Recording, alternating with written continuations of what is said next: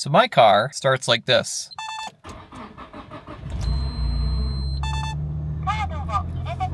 So right now it's starting up strong, sort of. It's getting up to about the cold start RPM range where it's gonna be going up above 1,000 RPMs and just sitting there for a while the engine warms up, and then it drops down to about 800 to 900 RPMs, standard idle, right? What I've noticed after driving it consistently or letting it sit outside overnight, or if it's really hot out, things just seem really slow starting. There's been, like, over the weekend when I was at Road America, there was even a point where I had to give my car gas to even get going all the way up to the operating RPM range. It just seemed like it was really struggling to get that initial and first thoughts were, fuel related. Is this potentially like a fuel pump issue? Is it potentially fuel filter problem? Is there spark related? Is my IACV dirty, not being able to get enough air, not operating properly? There's a lot of things that I'm just a lot of questions out there that I haven't really found specific answers to. I've posted this problem online on Facebook, and people told me it was normal. Normal SR sounds fine. I refuse to believe that. A lot of other SRs I've heard start up, some of them are pretty rough, but there's a lot that I've seen have started up very strongly. They get up to the initial 1,500 RPMs, they drop down to the normal 800-900 range right away. It just seems very sluggish, and my friends tell me that's because I've been driving Hondas all my life and I'm used to the very strong engine start. So today what I'm going to do is just some simple things. I'm going to be checking my TPM sensor. It seems to be a very common thing that people do on SRs, as well as my timing. Got a timing light. I also got a fuel pressure tester to check my fuel pressure to see if it's actually hitting the designated fuel pressure that it should be getting at the initial start. I also bought new spark plugs because why not? I don't know how old they are, when they were replaced, and just see if I can make some changes to the car. I'm trying to find out. So I watched a fantastic video that somebody made on YouTube about adjusting the TPS. I think I said TPM earlier. That's the wrong sensor. The TPS sensor, throttle position sensor. I watched a fantastic video about somebody adjusting this on an SR20, which is helping me do my job today. It seems to be the technique that everyone's doing. And let me just show you how that works. So what you can see here as this is this brown thing right here, TPS sensor. This is how you adjust it. There's two screws, one on the bottom, one on the top. What you want to do is actually use a paper clip or a piece of copper wire, something thin that you can push into the actual plug. And what you want to do is push into the middle plug. That is the one that is the 5-volt, all the way in to the bottom there. And then you kind of have a little loop in the actual pin, so you can hold the your multimeter there just to make sure that it doesn't go anywhere. So what you want to do then is take your red lead, and what I'm going to be set to is the voltage reading and the ground right here. So I'm going to take this. I have a sweet little hook on here where it's not really moving. And then you have your ground, which you want to attach to a ground. Now I'm going to set mine to volts, and I'm going to go to 20 so that my decimal place goes over. Actually, I'm going to go 2 so that I have 3. And the last thing you need to do, actually, is you want to make sure you have your power on your car. Just turn to the on position. Car is on. Doesn't need to be running. Multimeter set. Let's attach to a ground. Right here, I got a nice little ground right here. You can also use the ground on the battery. And I got nothing. Okay, I got it hooked up now. I had a little trouble with the actual paperclip going deep enough into the plug to make sure it was touching. But now I got the power turned back on. I'm gonna hit up my ground here. And here we go. You can see I'm at 0.712.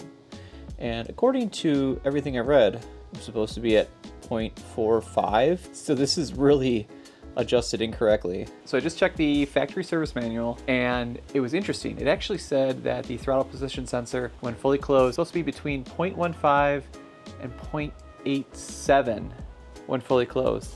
But when opened, it's supposed to be, when the actual throttle plate is all the way open, it's supposed to be between 3.5 and 4.7.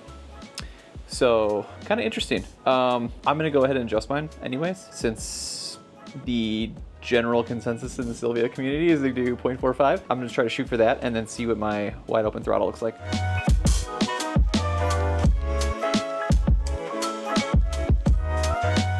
Okay, so after tightening, I finished out about 0.46, which is fine. Battery ground is reading a little differently, but I'm gonna go up to 2 hundo now, and then I will open the throttle all the way and we are at 3.9. So 3.9 volts is within spec of 3.5 to 4.7 according to the factory service manual. So we are there. Now will my car run any differently? I don't know. But that's adjusted. Awesome. So now I'm going to get this thing up to operating temperature and check my timing. All right, I drove the car to get it up to temp, and it felt way more responsive actually with the throttle position sensor adjusted properly.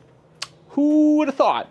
Yeah, it feels good. Like before, my pedal kind of felt like a little sluggish, I guess, like downshifting or just like, I don't know, trying to go in like second when I need a little more throttle to just like, you know, get up and going. I just had to like push on the pedal. I felt like a little too hard than normal.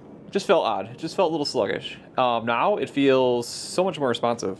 That snappier like pedal feel is back. Or I guess I never had it, so it's there now.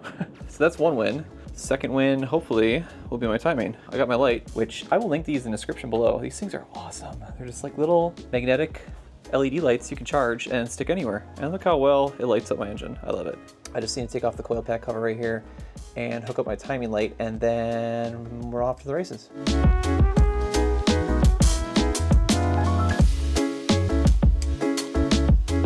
All right, so I got this timing light off of Amazon. I will link it in the description below. Timing lights are pretty simple. They haven't really changed in several years, except now they have cool little digital readouts. This is the inductive pickup, and you need to put this on one of your factory wires, usually spark plug wires, but now coil pack wires. So we're gonna stick it on cylinder number 1, which is the front one right here. And then we're gonna hook up obviously the power and ground to the battery. And then from there, start the car, check the timing, maybe adjust it. So the way you adjust the timing on this car slightly is with the cam angle sensor, which is right here.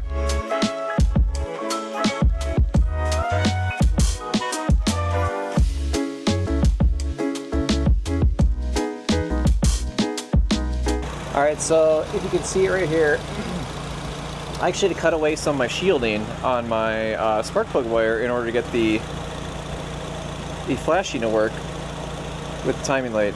Kind of crazy. There must be some sort of protective shielding there to try and keep any sort of signal from crossing between the coil packs. Kind of cool. Also a little disruptive for me, but I just cut it away with a razor blade and it seems to be working. So now is the fun part. I need to get my timing set correctly, and I did find out that after taking a look at the adjustments again, you can see the actual on the damper where the timing marks are. So let me just take a look at that really quick.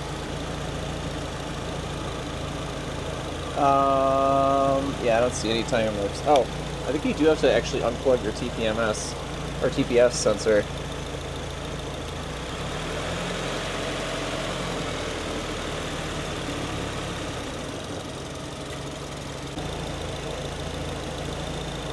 I think for what I'm seeing, like, oh my god, it's so hard to see on camera. I don't even see the time marks. They're like way to the right. My timing like way off on this car. Is that what I'm seeing right now? I got it loose. This thing is like retarded all the way, but it's all the way down. Like you can't adjust this any further than where it was set. It was like down all the way. That don't seem right. So I am going to adjust this and then tighten it up. Let's see if I can correct my timing, if I can even see the timing marks. Okay. Hopefully you can see this. Probably not. Maybe? You can see I have it set to the second timing mark. So there's 5 marks, and you need it set to the second furthest in from the right side. And then, put the TPMS back in.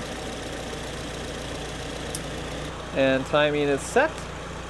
So yeah, that is exactly how you adjust the throttle position sensor and timing on the S15 in stock form. So I'm really happy I did that because clearly my car was not set correctly. Both my TPS and my timing were way off. So I don't know what's going on, who worked on this thing, but things were not in the right positions. Who knows? I wonder how my car is going to drive now that some of these things are adjusted. Let me give it one more start.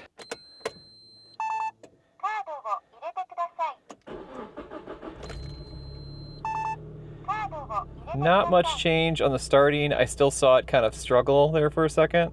So clearly I got some more stuff to check out. I need to probably hook up my fuel pressure tester. I would like to see what kind of fuel pressure I'm getting when I turn on the car and see if I'm at the specified PSI when the fuel pump is actually engaging, because a lot of people replace fuel pumps on this car and I probably need to do this one, but it'd be cool to actually measure it and see where I'm at. Anyways, I'm gonna call it a night tonight and I'll work on it some more tomorrow. All right, gang, it's the next day and I am driving my car around for the first time. One thing that I did before I drove it was just disconnect the battery and let it set for a few minutes. After I reconnected, I let it run for about 5 minutes. Even in the service manual, it says disconnect your battery, reconnect, let the ECU relearn the fuel trims. I think it makes sense. So I did that and went for a drive, and oh my God, this feels like a brand new car. I feel like I gained like 50 horsepower just from adjusting my timing. This is freaking insane.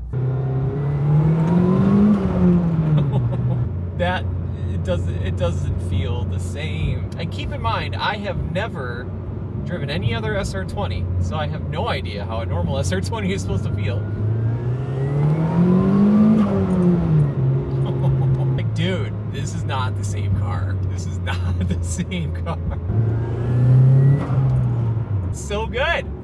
It's so good. I can't believe I'm missing out on all this power for like 3 months now. I've been driving this thing and I'm thinking like, man, this car is so slow in stock form. No, it's just that your timing was completely retarded into the freaking depths of hell. All right, so obviously I am extremely happy with the result. It's a completely different car.